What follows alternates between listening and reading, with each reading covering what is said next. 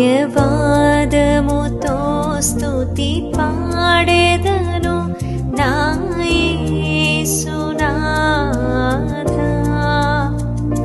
నీవు చేసిన ఉపకారముకై కోటి కోటి స్తుతి వందనం. ధన్యవాదముతో స్తుతి పాడెదను నా యేసునాథా. నీవు చేసిన ఉపకారముకై కోటి కోటి స్తుతి వందనం.